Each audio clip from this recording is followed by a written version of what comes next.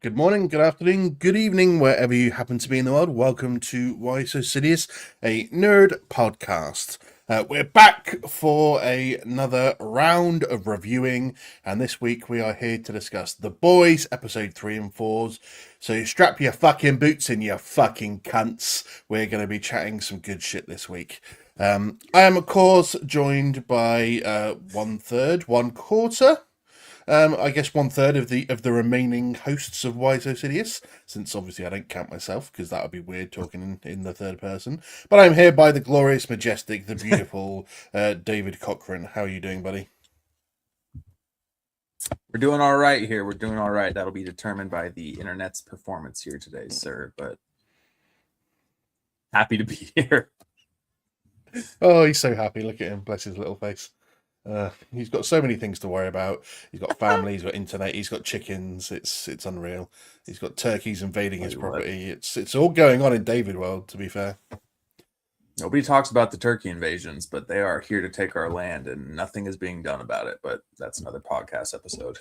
It's fucking rough. Yeah, this is why I don't live on a farm. I'm in a first floor apartment in England. I'm safe.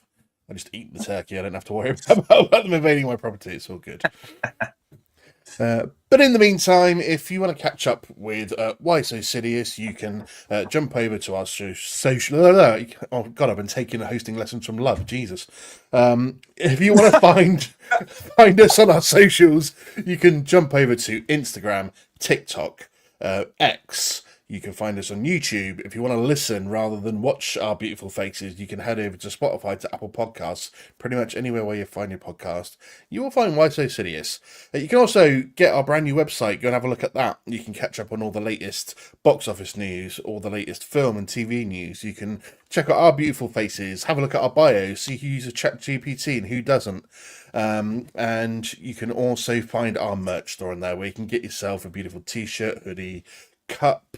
I was going to say cup and mug, but they're practically the same thing. Get yourself a little baby grow. We're all popping out babies all over the place, so why not go and get one and support your favourite little podcast? But as I mentioned, we're here to discuss The Boys. We're doing a double header in episodes 3 and 4, simply because we didn't get to review it last week, so we are here to review it this week. But quickly then, Dave, the first couple of episodes, apart from the last couple of weeks, final episode of the final season of The Boys, I should say. How have you been finding it? Yeah, as I've been pretty vocal about, wasn't the biggest fan of season 4. It kind of took away a lot of my interest going forward in The Boys, but then the trailers brought me back for this season. Episode 1 was great. It incredible return to the show. It really hooked me right off the bat. We got some cool Homelander and A-Train action. Obviously, R.I.P. To A-Train. He had a pretty solid outing there. Mm-hmm. I thought it kicked off really strong for this season, so that was really encouraging. It definitely hooked me back in here. I forget exactly episode 2's main point of interest as far as that episode went, but I've been really enjoying it. The Kamiko thing is throwing me off so much, though. It still feels like a dubbing, and we're 4 episodes in now, and it still feels like that it was dubbed in post-editing. It's so odd.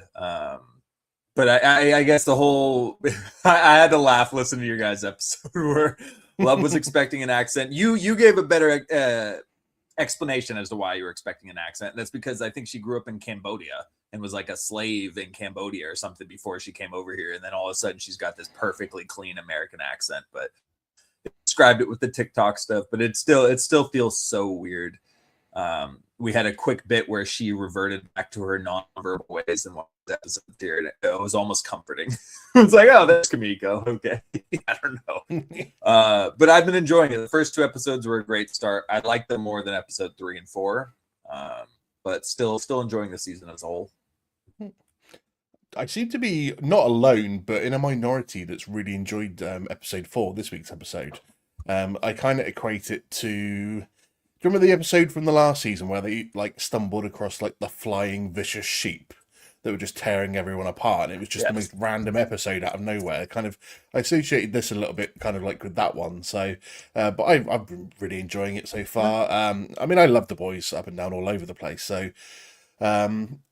is it too much to say that A-Train's redemption arc is to me, and tell me how you feel about it, Dave, but to me, the A-Train's redemption arc has been one of the best villain to hero redemption arcs I've seen in like sci-fi or superhero like TV and film. It's been very good. I don't know if it's at my top. I would have to think that would be a fun list to kind of actually go through, do a little episode or nerd therapy on that as far as what our favorites as far as redemption stories go there. It's been very good though, because I never once thought that I would be rooting for the guy or liking him at all. You know, he starts off by running through Hugh, and he's the biggest D-bag there is out there. Then he's a drug addict and makes him an even bigger D-bag. Then he has this whole Africa rebranding, return thing, where it was just super, I can't think of the word now, pandering. So yeah, he did a lot of stuff where it's like, this guy sucks. And he came back, and I really enjoyed the parts where he was helping the boys in the last season. His genuine apology to Huey in season 3 at the hero gasm thing, where he was so pissed that like he just got a genuine apology that he still punches him in the face. No, it's been really good. And his relationship with his brother, obviously it got pretty sad there, but it was cool seeing his brother accepting him again at the start of the season. And like, you finally you saved me, you know, I said you never save somebody, and that's not true anymore, you know. So it was cool. And it was really nice to see him laugh in Homelander's face at the very end and just be like, you're so small. I don't know why I was so afraid of you. You're a child, you know. So I thought it was done beautifully for the end of him. Definitely a better redemption arc there. I'm not saying it's the greatest redemption arc that we've ever seen on TV, but yeah, just thinking of like sci-fi and superhero genres, there aren't that many like amazing villain to hero arcs. It's just more the fact that when in those genres, when you do generally see like a villain to hero redemption arc, it's kind of poorly done at the moment when they turn to be a hero, and it's very much like shoehorned in, and I've never really enjoyed it. I think I mentioned in the episode when we recovered the first couple that the only time I've really seen one that I've enjoyed so far has been Loki. So I kind of class in you know, sci-fi superhero genres that like probably Loki and A-Train are the top 2 redemption arcs for me. Yeah, I mean, Marvel they have a fair amount of, exactly like you said, shoehorned redemption stories where it's just like, okay, that was whatever. Like that didn't do anything for me. DC has plenty as well. So yeah, I would agree with you there. You're not gonna know this one. Jamie Lannister had like a 7-season redemption arc in Game of Thrones, and then they absolutely ruined it in the 8th season. So I can't even put him at the top there because they absolutely botched the landing. But that was like one of the most well-crafted redemption stories. Absolutely despicable character, and you really genuinely feel for him by the end of it and are rooting for him. And then they ruined it. But yeah, no, as far as like superhero genre goes and sci-fi, I can't think of anything off the top of my head right now. But I'd like to construct a little list and think about that deeper. Yeah, that's fair. Obviously, you know, I'm such a Game of Thrones aficionado, as you know, that I'm very familiar with that redemption arc that you've just been talking about. Exactly. So, that's definitely a top one. Yeah, definitely. Okay, so I was just stalling, to be fair, as well, because I think Caleb said he was going to be joining us in like a few minutes. So I was just before I jumped into episode 3 to start the ball rolling. You would have my back on that one. I would. I was trying to stall long enough to see if we can get him in the studio before he joins. So he says 1 sec. I mean, that could be 10 minutes for all you fucking know. He's got to get permission to use his wife's laptop first. Did they? Let's just jump into it. So I'd say something that stones from a glass house, man. So it's great because JD has to get his wife's permission just to stream. You have to get the internet's permission. Lub has to get his wife's permission to use a laptop, and I have to send my wife to bed because obviously I'm 8 hours ahead of you guys. So for 4 guys on a podcast, we do really well for getting all in there. Yeah. And 3 different time zones to boot, just to make it a little bit more complicated among everything else. And one of those is an 8-hour difference. So, yeah, just for the record, anyone listening, these guys are bastards because they never do late night recordings for me or anything like that. It's always poor Andy has to suffer and do the late night ones and stay up, whilst the guys are doing it in the morning and the afternoon. It's all la-di-da for them. For me, it's fucking here's a late night coffee, shove it up your ass and get recording. I think for like the first 3 months you came in, we were doing the late night ones, and then I don't remember the last time I've recorded at 10 p.m. because we first started doing that a fair amount. I had some 10, 11 p.m.s and whatnots, and you were like 5 a.m., 6 a.m. But yeah, I don't remember the last time we've done a late night. I think I owe you a couple on there. It's So. shit went out the window. You and JD had fucking kids. And just fucking Babies showed exactly. up. Yeah. I've got a slightly older one at like 21 months now, so it's just like, and she dropped a nap, so I can no longer do like the 9 a.m. your time ones because she was now up, and it's just like, oh my god, who thought that having a family would get in the way of doing a fucking podcast? But it just keeps getting in the way of things, Here we are. We're so happy to be here. But let's crack on because Caleb's not got permission from his wife yet, so let's crack on with episode 3. So the boys, episode 3, entitled "Every One of You Son of a Bitches." So quite a lot happened in this, even though like a lot of people have said obviously the last couple of episodes haven't been their favourites, but there was still quite a lot going on. So the title's Roll Dave on episode 3. What were your initial thoughts on it?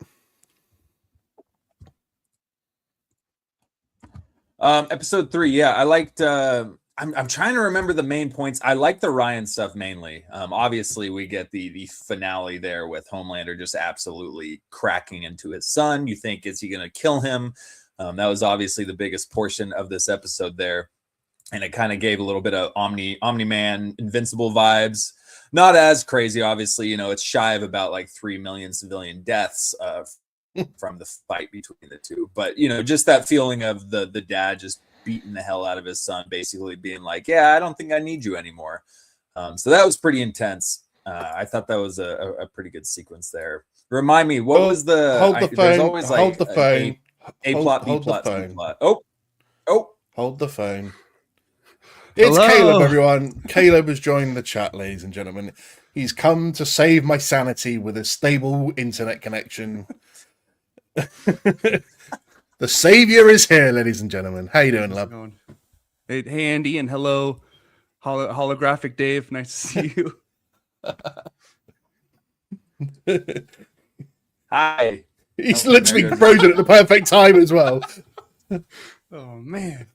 Oh, it's great. We love it. Dave's ready to like kill somebody. He's gonna go full Homelander on someone. Am I still here?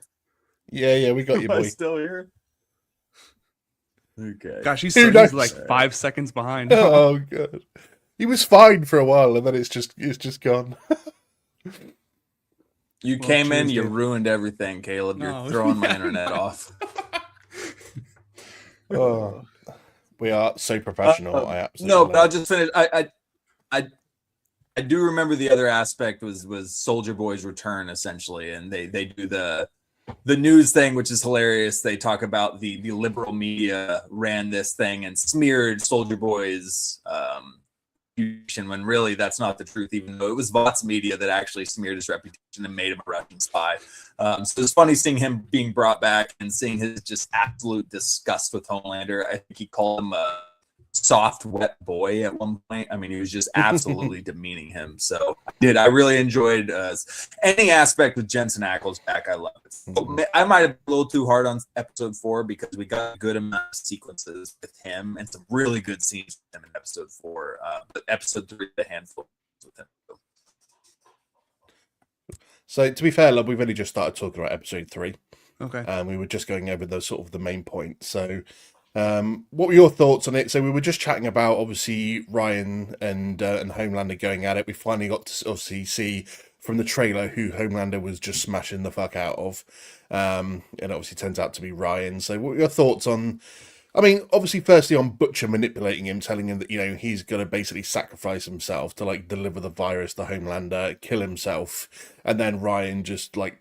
Obviously, he's finally told about what happened between Homelander and his mum, and he obviously just flies off to go see him, and confronts him and gets in a fight with him, which, as we know, was pretty stupid. And then obviously Homelander just smashes the crap out of him.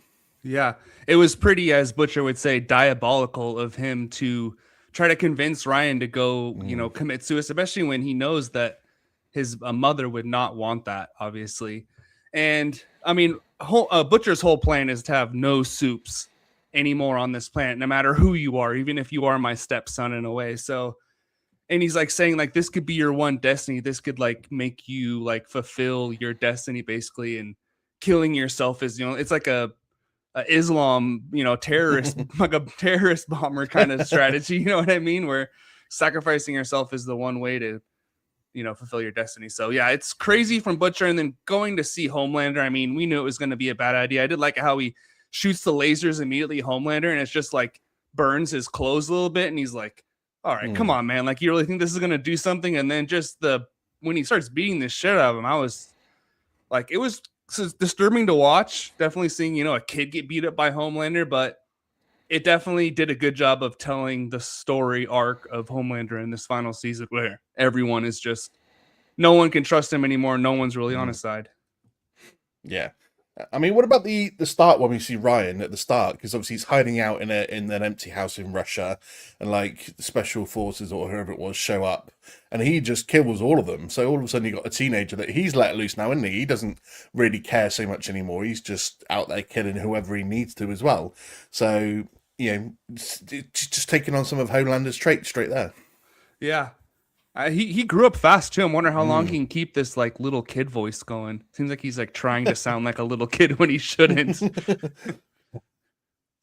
But yeah, the whole beatdown between Ryan and Homelander was obviously brutal, and you just know when he's walked into the room, you're like, don't do it, dude, because it's not going to end well for you. And I mean, the only way I thought that it might not happen that way is if they wanted to show that all of a sudden Ryan had come into like a feat of superhero strength out of nowhere. Not maybe out of nowhere, but just the fact that he was a lot stronger than we maybe thought. Because obviously there was a lot of... The fight would be a little close. Yeah, there was a lot of theories that obviously maybe Ryan is going to be the one that potentially to kill Homelander this season, because obviously there's odds on about 3 or 4 people that could potentially kill him. You know, we've got Ryan, we've got Butcher, we've got Starlight, we've got Marie from Gen V being one of the ones as well. And I was thinking maybe they go into this and they make it like maybe Homelander still wins, but they're going to show it really close, that Ryan's really up there close to him now in terms of power set. Obviously didn't really go that way, because obviously Ryan's just not as experienced as he's a little kid. He's going in there with just sort of not thinking about things, and Homelander just overpower him. yeah, Butcher needs to listen to Yoda. So this was obviously very close, I guess, to being almost like a bit of a Gen V episode, because we visit the bunker where Stan Edgar and Zoe are obviously been from the Gen V episode where we meet them. And so obviously we get Marie Moreau's name dropped again. We still haven't seen the Gen V crew yet. That's probably what the 3rd time they've been mentioned now, but we've yet to see them. We're halfway through the series now. Spoiler for episode 4, they didn't appear there either. And then we get Translucent Sun, Maverick, who shows up. And there's obviously this weird thing that they've just shoehorned in here about the fact that obviously, you know, Huey killed his dad, and they have this like fight going on in the hair. So Dave, what are your thoughts on the whole? Did we need Translucent Sun? Do we need that arc like being tied up 5 seasons later? Was it a bit pointless? I don't think we needed it at all. And I think that in every season, there has been a Huey plot line that we just didn't need. The whole plot line with his dad and his mom last season. I don't know. I feel like there's always a Huey plot line that I just do not care about. And this is one of them. The only aspect of this that was interesting to me, Huey's, you know, super guilty. He's being super obvious about the fact that something's up with what happened to Maverick's dad, because he's just so riddled with guilt. The only interesting thing that to me was Huey almost died later on in this episode from that girl. I forget what her name was. Carol or something. No, it's not Carol. Is it? It's the Crows. No, that's episode 2.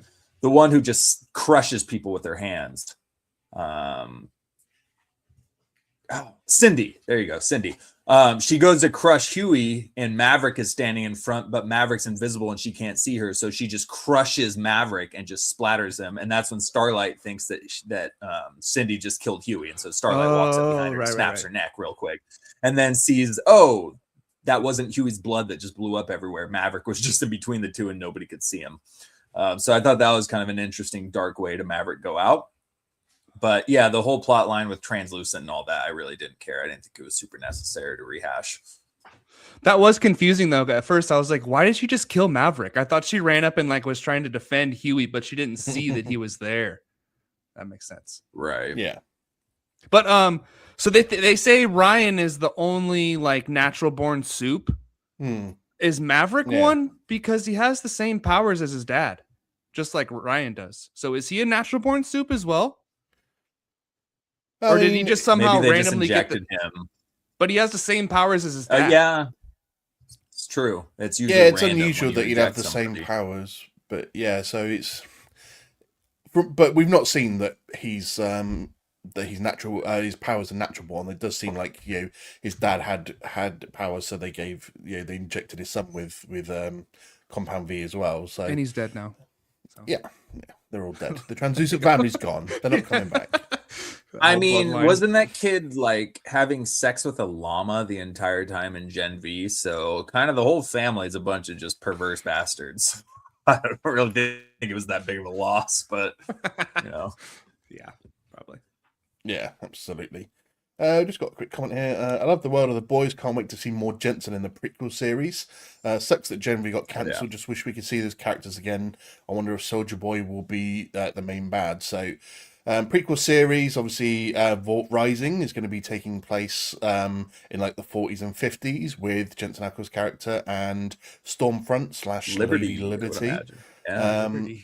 Obviously, Gen V being cancelled. I put a comment up on our Instagram story saying I wouldn't really call it cancelled because we knew they weren't going to make any more after the final season of The Boys. So it's just the fact that I would class it as ended rather than cancelled. It doesn't really make sense to keep going. Yeah, because why would you continue the world of The Boys when? Eric Kripke came and he said it didn't make sense to do more Gen V when they were going to wrap up the characters of Gen V. They're wrapping up their stories in the final season of The Boys, and he did say and in other works as well. So maybe they are planning to do another spin-off after this. And they're not in college anymore.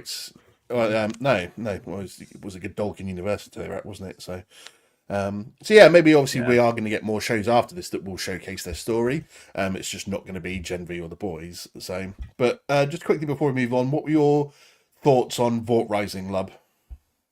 Well, I'm excited for that show, especially seeing Soldier Boy back in the final season. Makes me so excited for a show like centered around him, and he will be the main bad, but he's going to be like the Homelander of Vought, the leader of Vought, the first chosen one. So I'm very excited for it. It's a perfect idea for a spinoff too. It's enough years in the past where it won't, interlap at all. Dave, what are your thoughts on the Vought Rising prequel?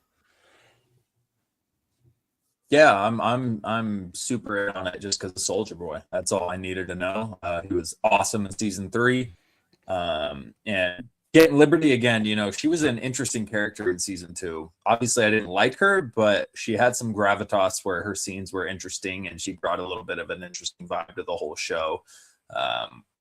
So I'm interested to see how she was. Yeah, it looks like here we're in the 50s. So yeah, we'll be going over Vought, Compound V being developed, all that stuff. So we'll get some answers to a lot of the backstory here in the story we're watching now. So yeah, if you would have told me after like season 2 or something they were going to do a prequel, I wouldn't have cared. But with Soldier Boy, that makes all the difference for me. I mean, Soldier Boy has been by far my favorite character of the season.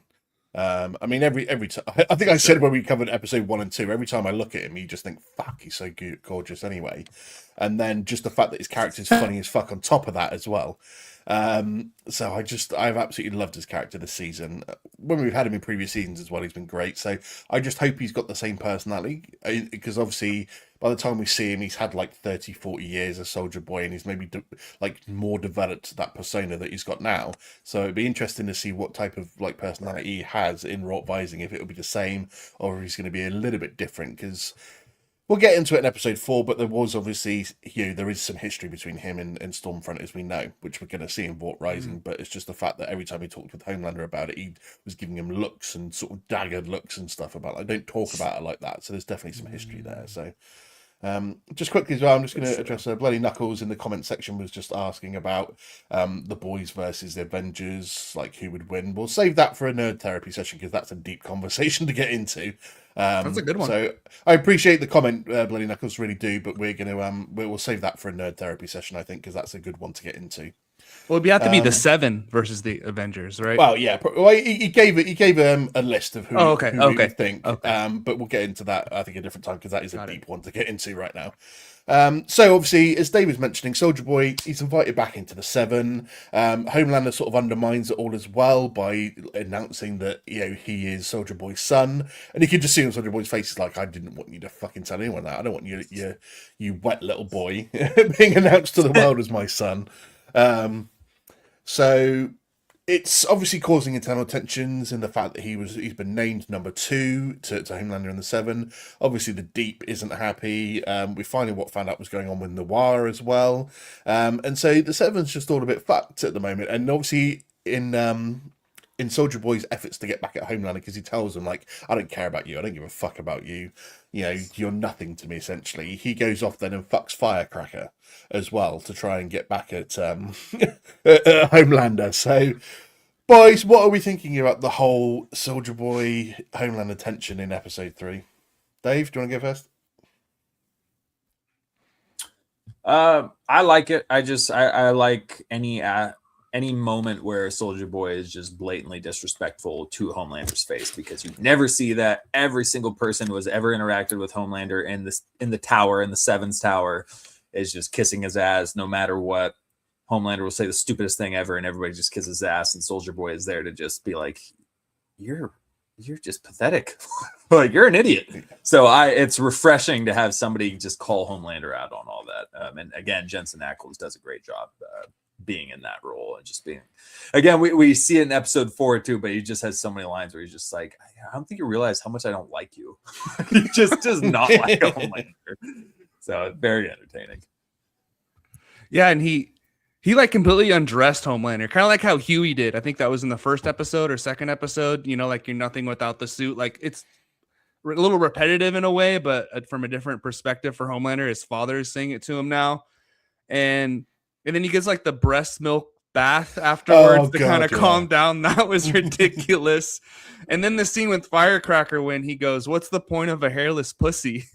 So that cracking up, just so old school. And she's like, "Oh no, me and Homelander, like, we don't have sex." Like, and he's like, "Oh, what the fuck? Like, this guy is really weird." I was just doing it to get revenge on him, but yeah. So Homelander's got some issues, and like, yeah, even people in the 7 are now starting to see, like, okay, like, we used him to kind of become all powerful over the country, but now, like, you know, in the next episode, he wants to be like God and the Messiah. It's like, okay, we need to stop this now, you know?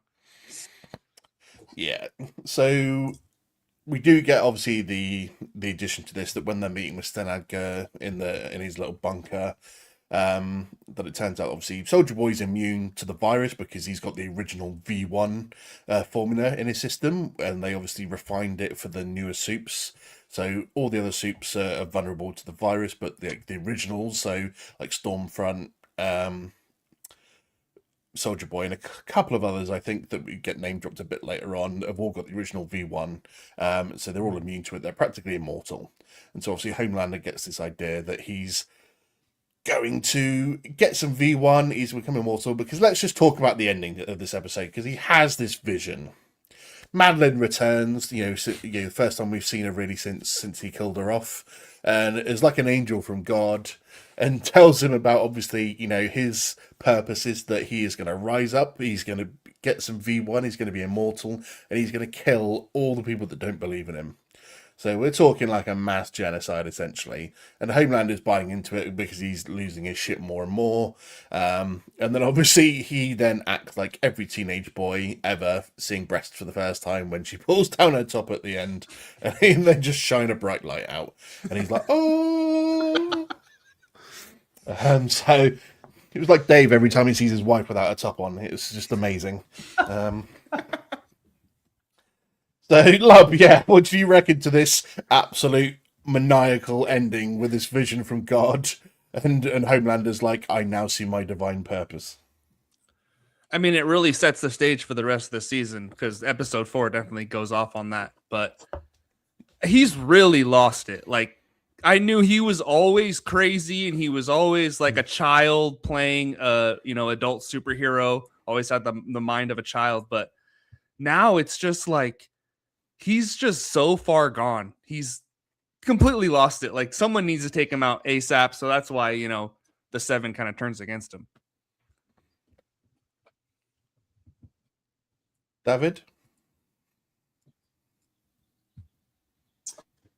Yeah, I mean, I don't have much to say on the ending there. Yeah, it was just funny bringing Madeline in there, and I guess it's interesting that Madeline is the one to convince him to be like, "You're God," when he blew her brains out with heat vision. So it's interesting that he still sees him as like this mother figure and everything. It's like, yeah, you brutally murdered her and her child. I think I don't remember. No, what happened to the kid? What happened to that baby? It started shooting lasers at one point. Remember that? Didn't that baby have like blue lasers it was firing off? Whatever happened to that plot point? I know I just the went one off on a Butcher was tangent holding. there. The Butcher was Wasn't that holding in Madeline's the thing? baby?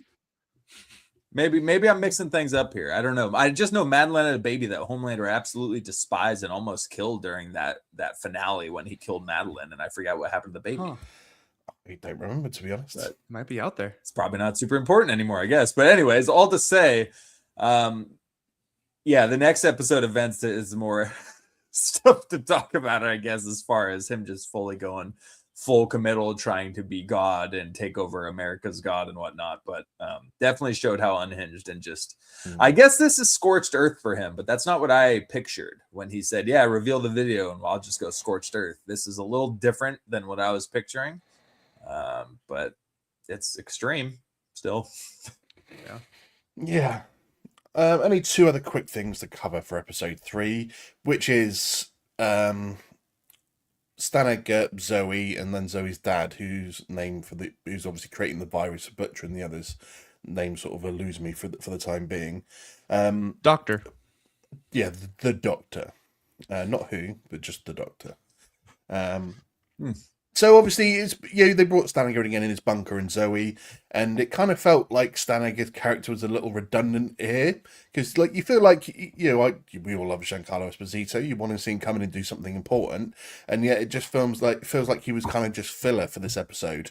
Like they could have maybe done this episode without him a little bit, and it didn't really need them to be in that bunker for them to get where they needed to, because obviously, Deep and Noir and whatever show up to obviously try and get him, because Homelander wants to find out where the V1 is. So, but obviously, I guess, they go through his documents and find out that Fort Harmony is the place where they did the original testing, so therefore that's where they need to go for the V1.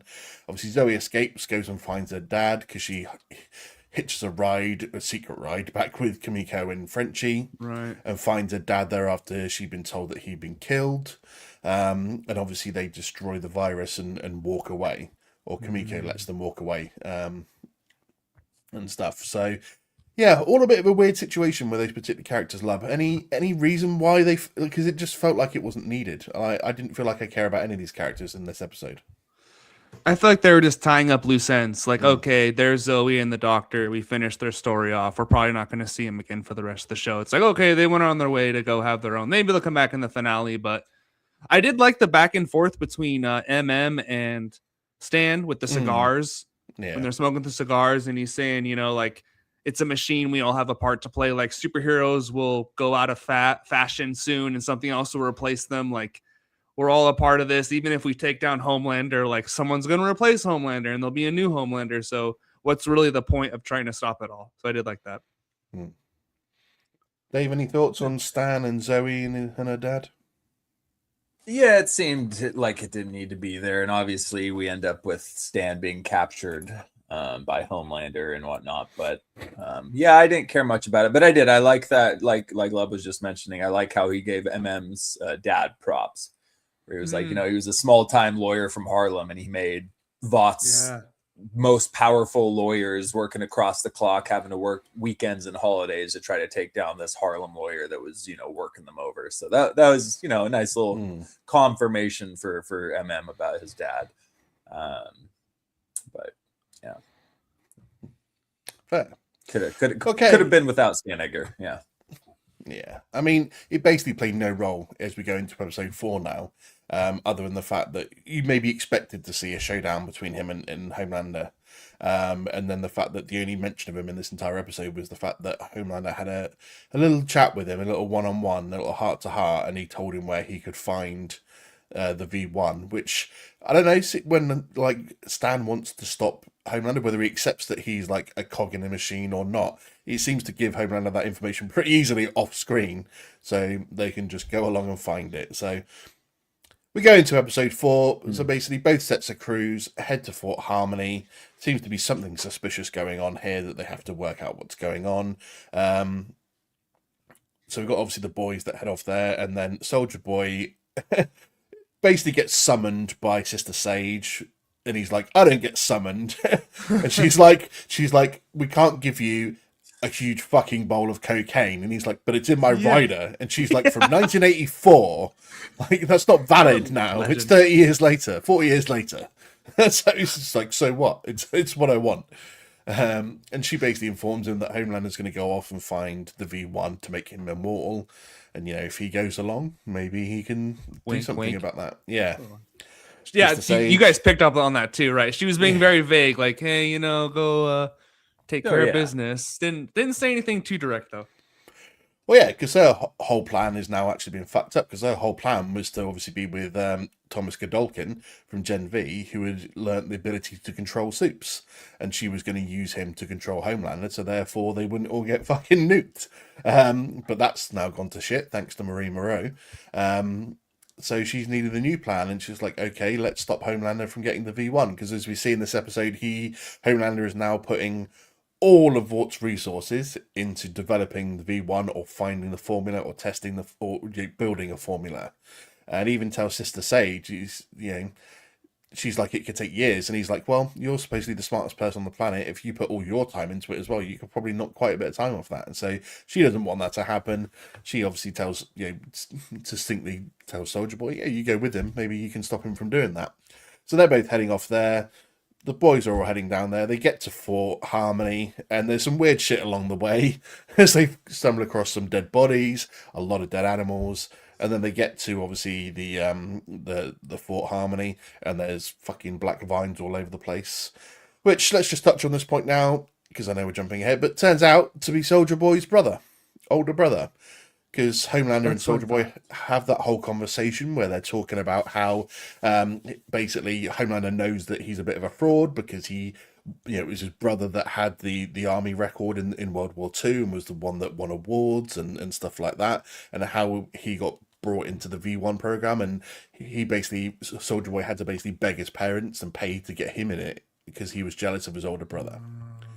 And it obviously the formula worked on him, but didn't work on his brother, and his brother just mutated and turned into this thing that just pumps out hate through all of its vines, and it has an effect on all of them at the facility because it just, apart from Frenchie, whose brain chemistry's been changed by all the drugs he's done. But yeah, just touching back on that thing. So what do you think, Dave, about the whole situation with Soldier Boy and his brother then being this mutated being that's been on a wall inside Fort Harmony for like 70 odd years? Yeah, it took me a minute to even pick up that's who it was. Obviously, there was some relevance there. Homelander brought up the brother story as they're walking in there, so it had a bit of foreshadowing there. And there was obviously an emotional connection, but as you see him going like, I won, look at you, like, and we were hearing about how jealous he was about his brother. And then I still wasn't like 100% sure until the emotional reaction after he does what he does later in the episode where he fries him and he's sobbing. And it's like he's broken and he's just over it. I was like, oh, so I don't know. Maybe I was a little slower. I don't know, but it took me a while until the very end to be like, oh, that was his brother they were talking about. But pretty interesting. I really like the back and forth between Homelander and Soldier Boy through this whole episode. Soldier Boy locking Homelander in the little cage.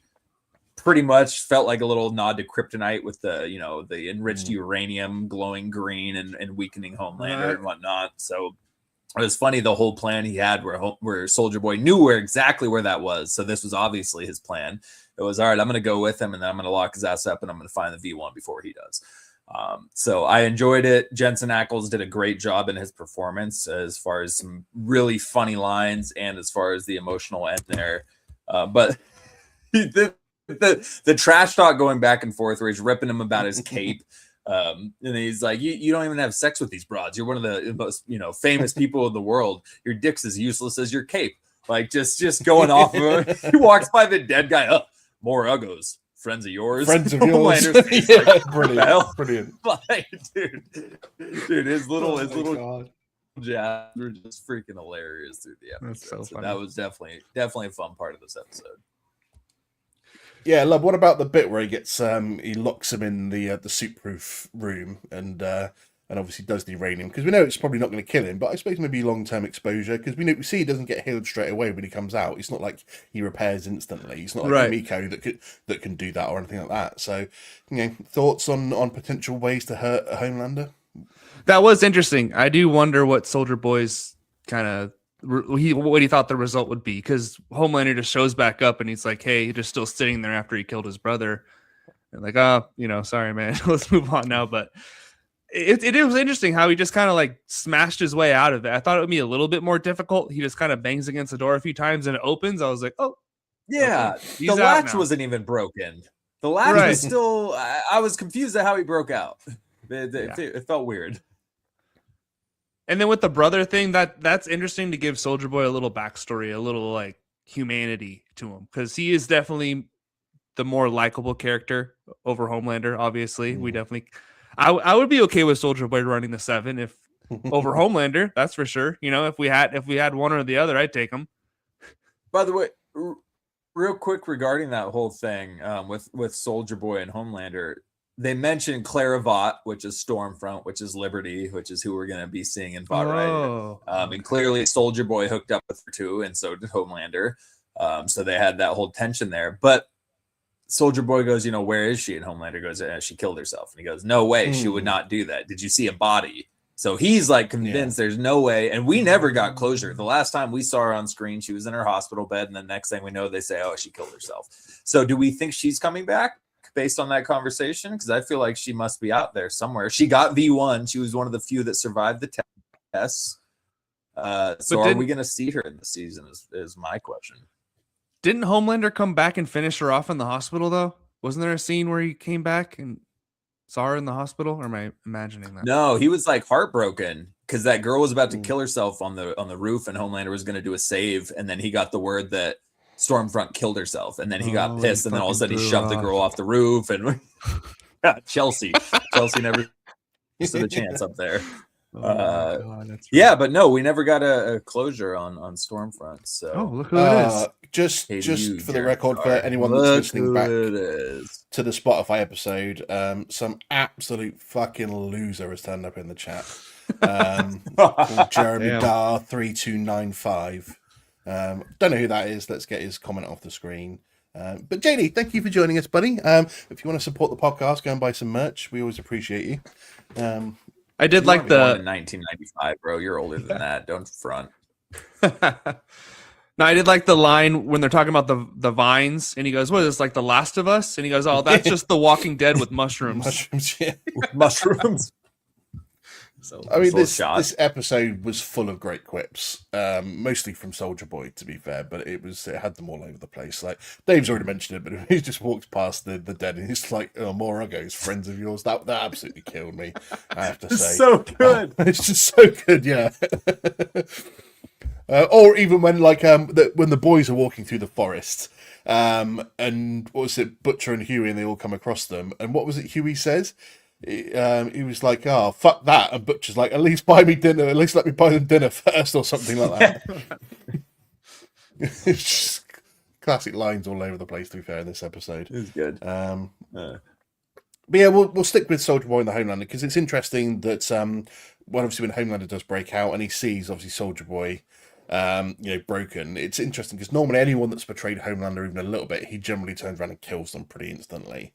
And he obviously goes out there with his eyes all lit up, ready to do so, and just sees a broken Soldier Boy. And I think that's when he realizes, like, I don't need to do this. This is a chance for me to obviously get him back, because he doesn't obviously know what's happened, but it's just the fact that he lets it go is just his way of going. I mean, could Soldier Boy even have killed him in that moment if he wanted to? If he's got V1 and he's immortal, would it just been another pointless fight? Because Soldier Boy's got that thing that the Russians gave him, that power that we see him use on his brother, where he can fry the compound V out of someone's blood and kill them. So, like, we know that Soldier Boy could easily kill Homelander, but right now, could Homelander kill Soldier Boy if he wanted to? Because it seems probably not if we've just been told that he has the original V1 and he's immortal. Yeah, how far does the immortal go, though? Kind of seems If like if Homelander just like fries him to freaking bones, like he can't. Can he come back from that? You know, I don't know. Is he Wolverine or Deadpool? Right. What's the limitations to immortality? Well, it seems like Homelander's lasers aren't even strong enough to pierce Soldier Boy. I don't know. Yeah, you have to wonder about all that. You also have to wonder how Soldier Boy's suit survives that massive chest blast that goes out and absolutely fries people, but his little fabric is still fine on his chest. We won't go there, Eric Kripke. But yeah, no, I know. You have to wonder, like, if you remove the head and the body and the arms and legs and bury him separately, like, is he done, or are they gonna crawl their way back to each other like the Hulk and like rejoin and he's back again? I don't know. There's got to be a limit. Yeah, the power scale on the boys seems to be much less than a lot of the stuff in Marvel and whatnot like that. Like Superman would tear apart Homelander as far as power scale goes. So I have to imagine Soldier Boy is killable. Yeah. I mean, it's not like Homelander's invincible. I mean, he's invincible by compared of like human power and to most of the supes. But like you said, if Superman came in, he would tear him apart limb by limb. So it's not like he's super invulnerable to anything. But yeah, I just wonder how far the immortal thing does go in terms of how much can he survive. Yeah, could Homelander actually kill him off? So if we're to believe that Stormfront is dead, you know, then they can kill themselves. Which I'm with you, Dave. Sure. I don't believe she actually is after those comments. I do believe she's alive somewhere then, and she will probably come back in before the end of the series. Because one point somebody brought up is that when the boys are looking for the V1 and they find that somebody's been in recently, Bomb, I can't remember his name, Bomb something or other. They think that he's taken the V1 recently, and he was a member of Soldier Boy's original crew. So he's got the V1 as well. Right. And then do we think maybe he took it for Stormfront and then she's going to come back fully restored? Because it said he was there recently too, right? Yeah. Yeah. So it probably after Stormfront's demise, he went and got that V1 to probably bring her back. That's a good theory, Andy. Because I just figured if they're all part of the same crew, you know, Soldier Boy used to run with Stormfront and he runs with this Bomb guy, then yeah, then maybe the Bomb guy's still in touch with Stormfront. What's somehow. His name? And Bomb Guard? Bomb Sight. Bomb Sight. Yeah. But yeah, it was just something I was thinking about, and just thinking maybe Stormfront's with him then, and that's who he took the V1 for, because he doesn't need it himself. Yeah, no, that makes sense. I never really thought why he would take it. Real quick, Bomb Sight. So Bomb Sight's clearly, he's going to show up in Vought Rising. He's going to be in that show, which has a little nod there. The cast member who is portraying Bomb Sight is Jason from Stranger Things, the lead jock. He's playing Bomb Sight in Vought Rising. Oh, I don't know. God. Andy, you didn't watch it. I remember that. Yeah, so Love knows Jason. That's who's going to be. God. So you can already tell he's probably going to be a massive douchebag. He's really good at being a douchebag already. So he'll probably just be despicable in that show. But yeah, that's who's cast as Bomb Sight. Do you think he's the same person in The Boys? So they don't age, do they? The V1, you don't age, right? Because our Soldier Boys. That would make sense if he shows up. Yeah. But that kid's like 19. He's pretty. I know. It's a weird 20 years younger than Jensen Ackles. Let's see. Yeah, exactly. He's born in 94, so he's 30, 31. Oh, okay. Wow. He looks young. They did great. What's that skincare routine? Stranger Things. Yeah, what? All right, whatever. Well, we can't all look as young as we do, Lab. You know, that's right. It's fine. You know. Okay, so moving back to the actual boys then. So obviously they're doing the same thing. They go through the forest. They get to obviously Fort Harmony. They're searching for the V1, but obviously they're going at it. And there's obviously quite a few fights between them because the hatred that's been emanating from Quinn, Soldier Boy's brother, obviously makes them go a bit stir crazy. And Frenchie works out what's going on because his brain's not been affected thanks to all the drugs he's done in his lifetime. But some of the fights here were hilarious, to be fair. So, like Huey just getting aggressive and picking on everyone, and getting in a sort of fight between him, Mother's Milk, and Kamiko, was absolutely hilarious. Oh, Starlight a So, bitch. yeah, Kamiko's like, such a whoa, bitch hold on. sometimes.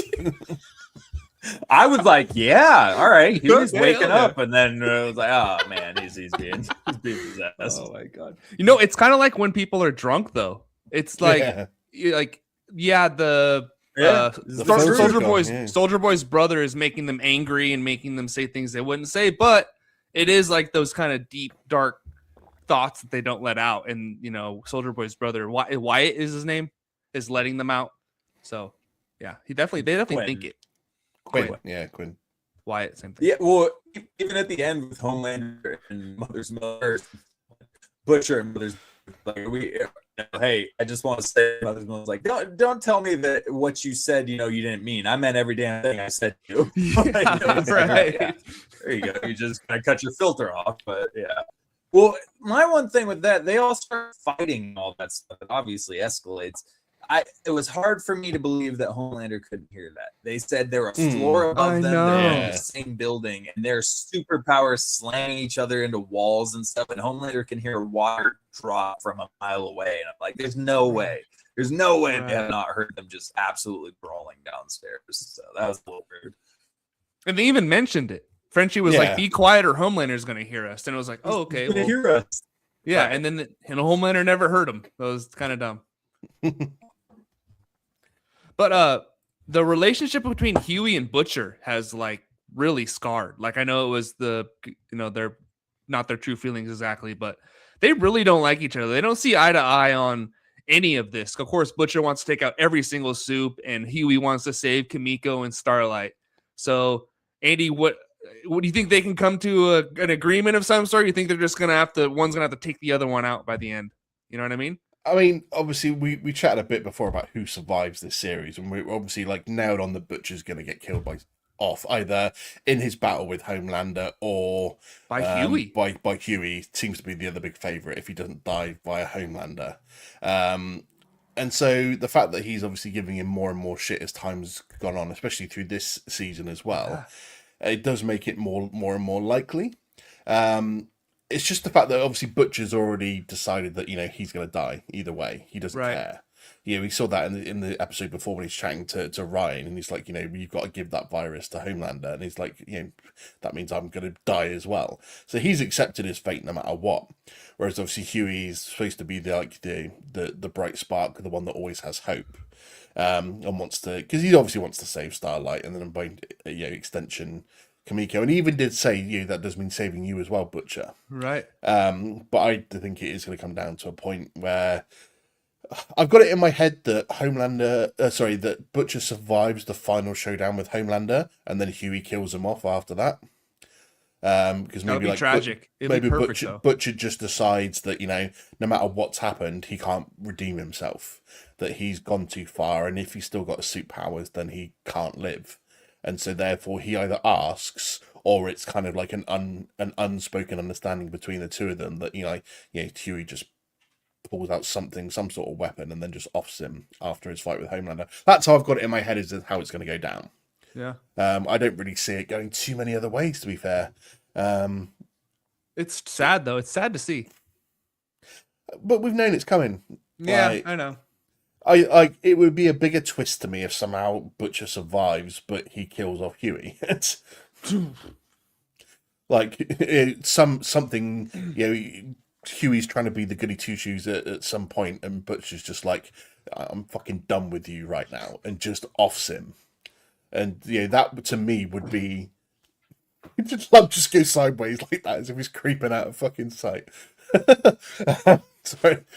It's but yeah, it would just be an even bigger twist to me to see Huey killed off rather than Butcher, because we know Butcher's going to get killed off.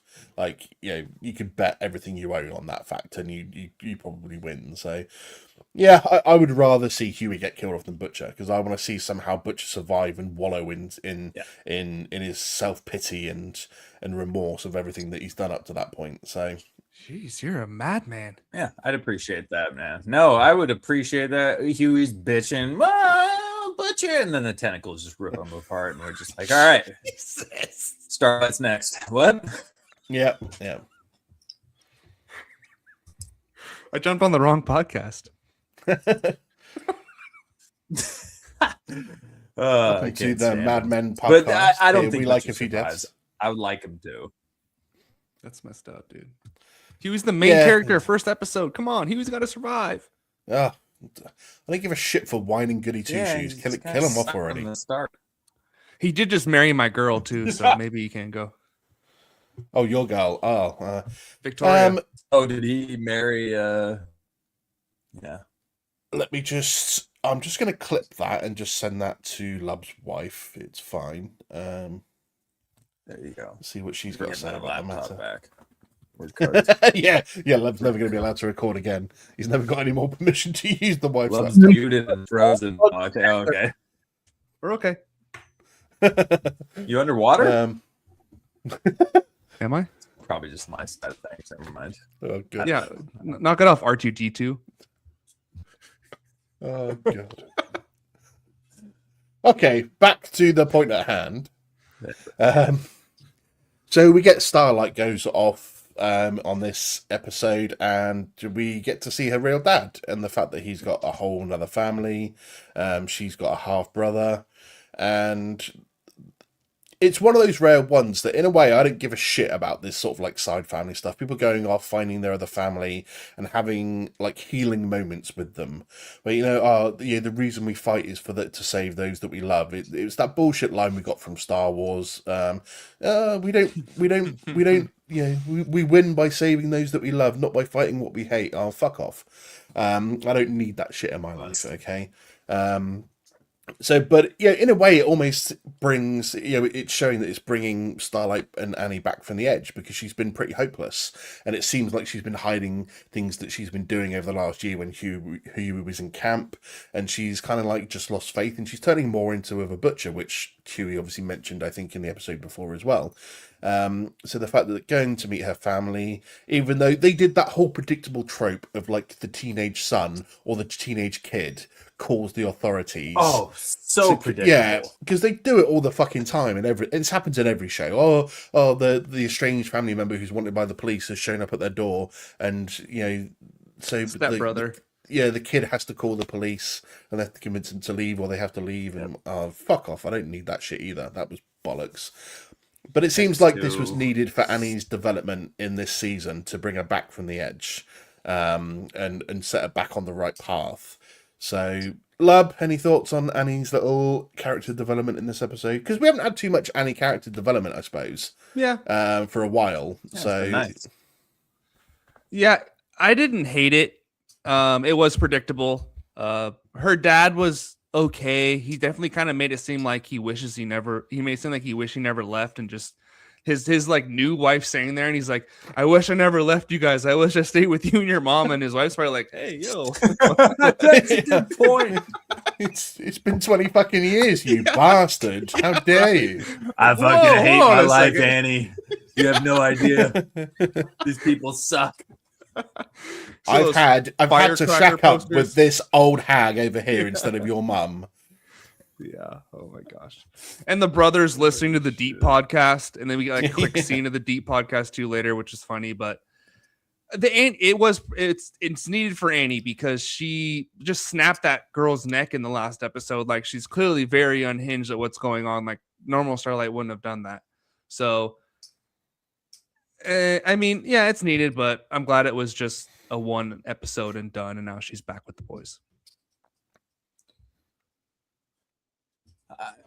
I thought it was nice. I actually did. I thought there were a couple of scenes that were nice scenes, especially where the cop breaks in and Annie's dad steps in, and he just makes the final plea of just like, dude, like, come on, like, let's just stop and think here for a split second. And he barely gives them a little bit of grace. So I didn't mind. I thought that was a good scene. I just don't care at all about her. I don't know, man. I'm struggling. I just don't care about her that much. So, especially after we got that full power up moment in season 3, where it's like the peak of Annie's abilities, and then she blinded somebody for 5 seconds. I don't know that she's like super helpful as far as the power scale goes. It's hard to watch her.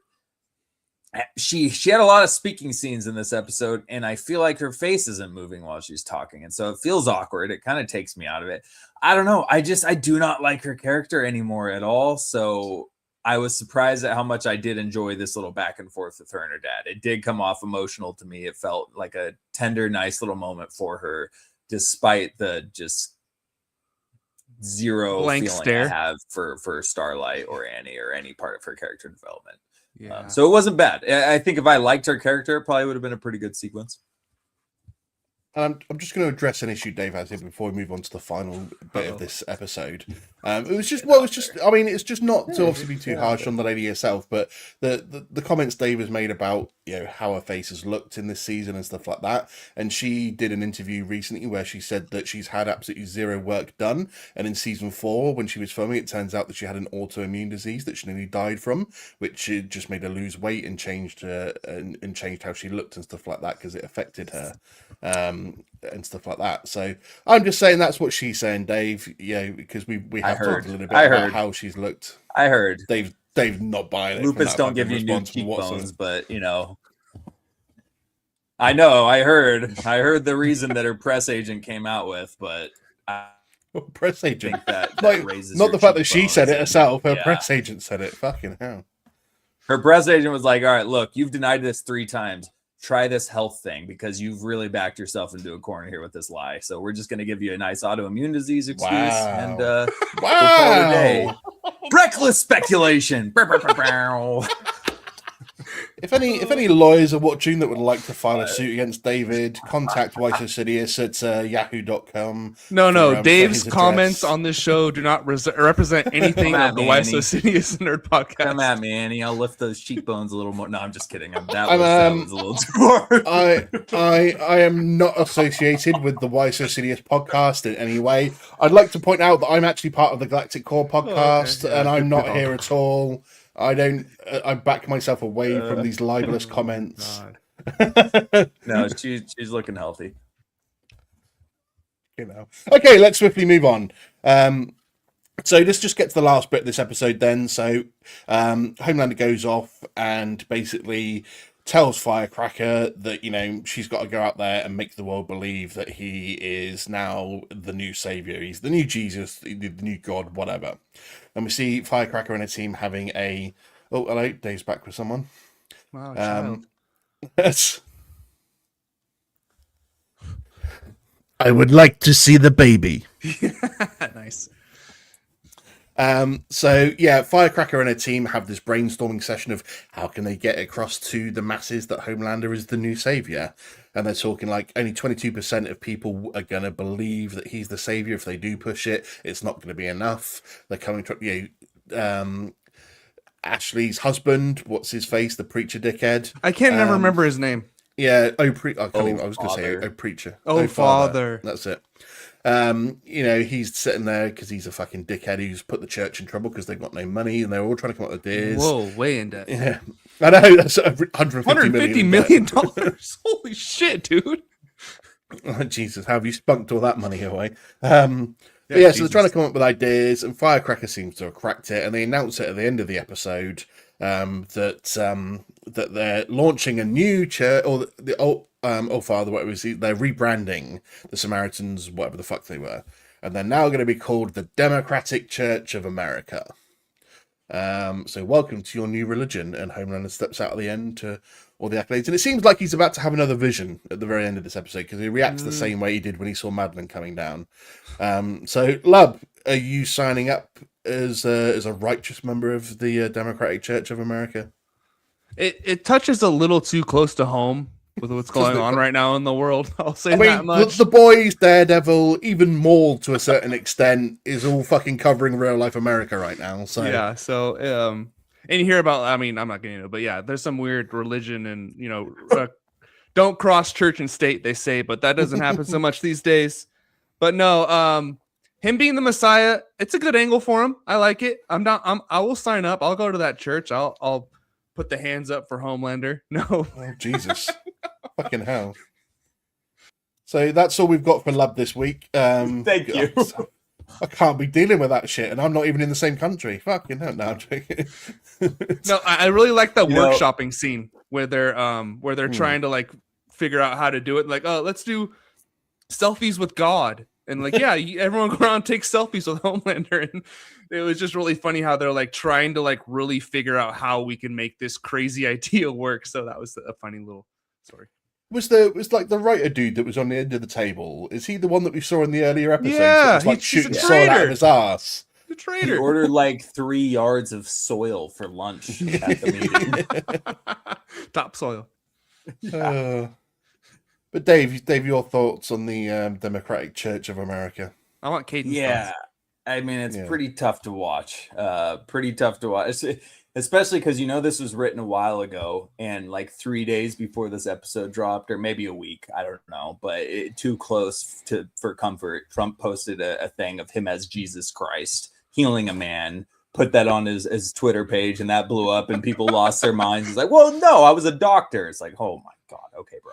But that came out like a week before this episode comes out, and Homelander, who's classically been known to be representing a lot of Trump-esque stuff over the last couple of seasons, comes out and says this. It was just like, how did that line up that well? This ain't South Park. They're not writing it on the week of current events. Like, how did that? Eric Kripke must have just absolutely busted when he saw that right before this episode came out. He was so happy that was going to align so much. So, yeah, it's a tough watch. The whole Father and Ashley thing is just disgusting. He's just getting railed by a massive dildo. Oh God, just depravity, typical boys stuff. So yeah, I can't say I enjoyed any aspects of these plot lines that involved Father. I mean, to be fair, that's the first bit of depravity we've really seen this season. We obviously always see it has been mild. There. You're right.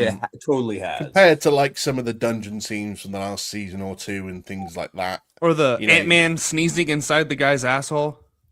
Penis. Or the Spider-Man. The Spider-Man busting out of his back or whatever when he was getting nervous with Homeland. There was a lot of gross stuff last season. So it has been tame in comparison. Yeah. So that was about as the most debaucherous things that we've had so far this season.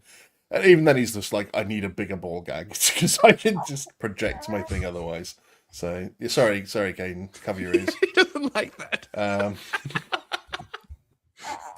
Well, but yeah, but so yeah, it's pretty fucked up, isn't it? This whole Democratic Church of America thing, and we know it's going to lead somewhere big because we see in the trailers that Homelander ends up in the White House, even though we know that they're pretty much controlling the presidency already. The fact that he sat in the Oval Office behind the Resolute Desk or whatever it is, I think I've got that right, isn't it? Resolute Desk Club in the Oval Office. Fuck me. What? Ask the right person. Okay, Dave doesn't know either. Great. Caden, do you know? I think it's called the Square Desk. The Square Desk. Oval Office. I'm going to go with my answer because it sounds better than the Square Desk, the Resolute Desk, which I only know from. No, it's called the Trump Desk. My bad. Yeah. I thought it was the Resolute Desk because that's what it was in Nick Cage's National Treasure film. So that's why I was going with the Resolute Desk. Sorry, I'm English. I don't really care about this. They don't teach us stuff in America. Yeah. But yeah, so it seems that obviously Andy's right. Of course I am, because I'm fucking always right. But yeah, obviously, so it is going to lead somewhere, I think, obviously, getting towards that savior sort of mark. And then, as I said, there's going to be a moment when everyone's going to turn against him. It's going to be interesting to see where it goes. So, Lub, any big predictions out of the ordinary for the rest of the season?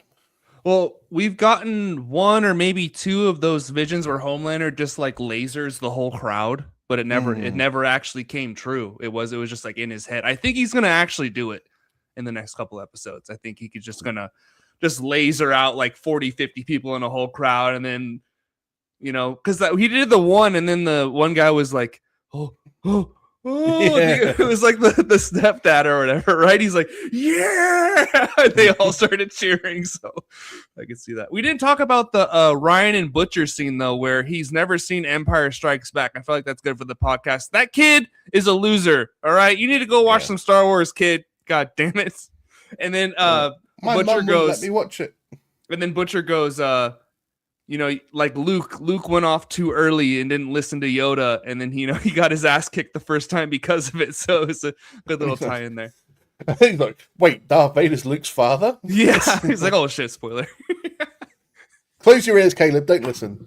Yeah, Don't spoil it just yet. Um, Don't tell him. he's already seen Lord of the He's Rings. too young. It's true. It's true. I had a question for you guys before the bed makes any more noise. Do we think what's more likely here? Do we think by the end of this season, Homelander is going to be killed, or Homelander is going to have his powers diminished? Like he talked about Soldier Boy. He said, "Who knows? You can maybe even burn the compound V out of my blood," which I think would be worse for him.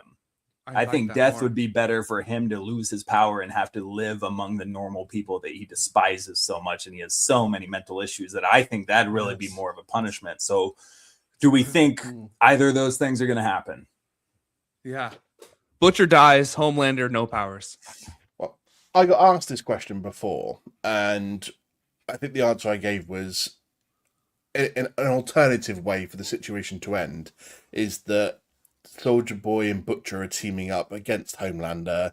Soldier Boy fries the Compound V out of Homelander's system, and he's just like there lying on the ground, all battered and broken because he no longer has the healing capabilities. And Butcher just walks up to him and just stomps the fuck out of his head to kill him. Just to you could say that I could leave you alive because that you having to live with no powers. It was a punishment worse than death, and he's like, but you're a fucking cunt, and I'm not going to let that happen. And would just stomp the fuck out of his head to kill him as like a normal person before Huey then steps in to kill Butcher. If that happened, I'd go nuts. I like either one. I'd be down with either one. Well, good way to sit on the fence, love. Thanks. I think Homelander loses his powers, and we see him maybe even kill himself. Because he's so despondent. Ooh, I mean, interesting. How pathetic of a creature he now is that he just pulls at Chelsea and jumps off the building like season 2 or season 3. Interesting. I like it. I mean, interesting. I don't think that's going to happen, but it is an that's a long shot one. But I do think he'll have his powers removed. That'll be my guess. Right before he dies, death or powers removed. Right. Yeah. Sweet. Okay, I think that brings us to an end for catching up with the boys episodes 3 and 4. I've never seen Dave look so happy. That's mainly because he can see the Snapchats that Lub are sending him on the side. It's all good. But we appreciate everyone for tuning in to cover episodes 3 and 4 of The Boys. Obviously, we'll be back covering that either next week or the week after. We're not covering Daredevil this week. We're going to do a double episode of that next week because there's so much to cover and there's only so many of us and we're all pretty fucking busy and pretend we have lives and don't really like speaking to each other that much. So we try not to record together too much. But True. Tomorrow, Caleb and JD are joining in forces. They're going to be double duty. Yeah, indeed. Double duties for Lub and JD to cover Week in Geek. So all the latest nerd news from the last week or so. Lub, what's coming up on Week in Geek? We got the Clayface trailer. We do have some more Marvel news. DC, we had a couple DC things actually coming this week. And then how about Gina Carano talking to Dave Filoni and Jon Favreau? Yeah, interesting. Coming back. You'll have to tune into Week in Geek to find a bit more about it. And then we get covering the latest 2 episodes and more quickly as well. Episodes 5 and 6 with some good Inquisitor action going on there. What time are you doing that, Lab? Have you worked that out yet? 10 a.m. Pacific 10 Standard Time. a.m. Pacific Standard Time. Be there or be a fucking dickhead, as Butcher would say. Mm-hmm. But thank you very much for joining us. Yeah, we've got loads of previous episodes that you can go and watch as well. Road to Secret Wars is all on there. Dave and JD even covering that. Obviously, loads of Week in Geek. If you missed anything, CinemaCon, we just covered that last week as well. The guys did. As well as if you want to catch up with any Daredevil, Maul, or previous Boys episodes. We had a great episode with James Caan, who wrote a bunch of famous novels, including Star Wars, Return of the Jedi, Goonies. He worked on E.T. as well, Poltergeist, a few other bits and pieces. So we chat to him about his life as a doctor, about writing novelizations and working with the likes of Steven Spielberg and George Lucas, which was absolutely amazing to have him on. One of the rare times we've all been together this year as well. So that's just checking out just to see the four of us together. Because, four beautiful fucking faces in one room. What more could you possibly want? But until then, Lub and JD will be back tomorrow, 10 a.m. PST. We'll be back next week with more Week in Geek, with more Boys, Daredevil, and more as well. Until then, everyone, check out JD's double booty, as this just popped up on screen. So, popped up on screen in terms of the comment, not his double booty's just popped up on screen, because none of us want to see that hairy ass, to be fair. So, we see enough of his face, let alone his ass at the same time. It's just too much to cope with in one go. I just can't bear those images together. It's fine. Snap me on the side, JD. I'm going to get to end this fucking stream in a minute. I swear to God, I'm trying to end it for like 5 minutes. And I'm just... Thank you, everyone, for joining us on Why So Serious and No Podcast. We'll catch you next time. Love you lots. Bye.